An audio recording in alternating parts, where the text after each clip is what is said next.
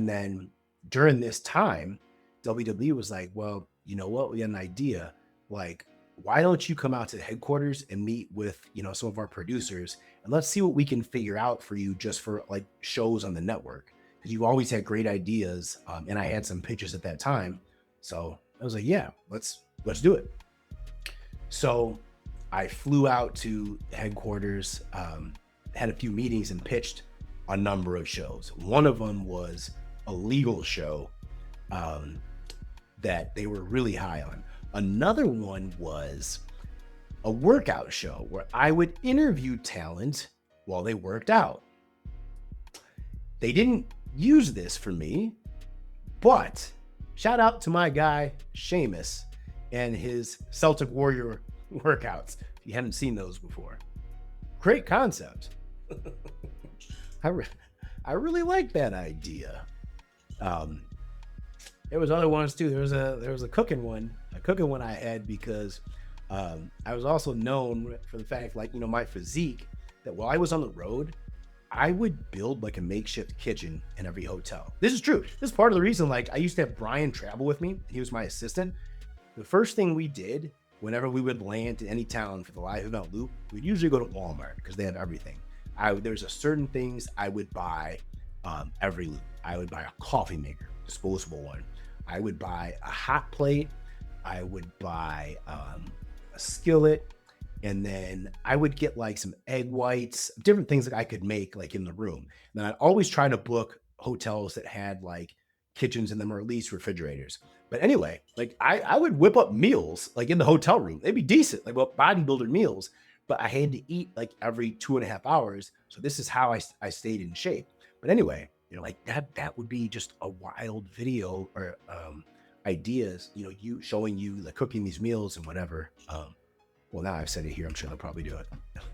Anyway, they already stole it before. But so this is what they had me doing at the time.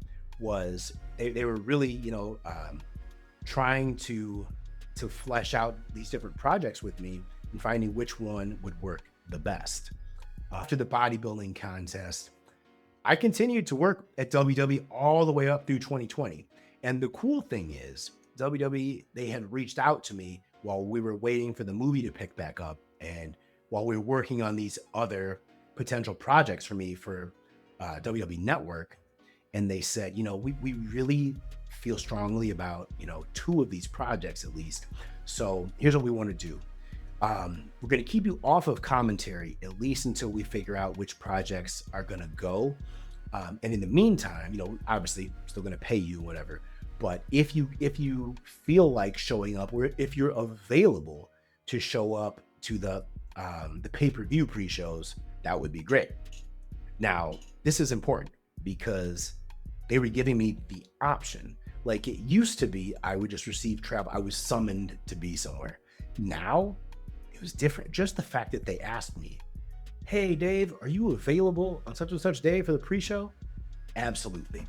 Because now, like, they're finally respecting me and my value. It's outside of the ring, but they're seeing my value. So eventually, I'm going to parlay this back into the ring because now I've done it. I've essentially gotten the respect that I wanted by actually becoming David Otunga, the A-list gimmick in real life. As far as Vince and WWE's eyes, but in real life, and they loved it and they were treating me as such.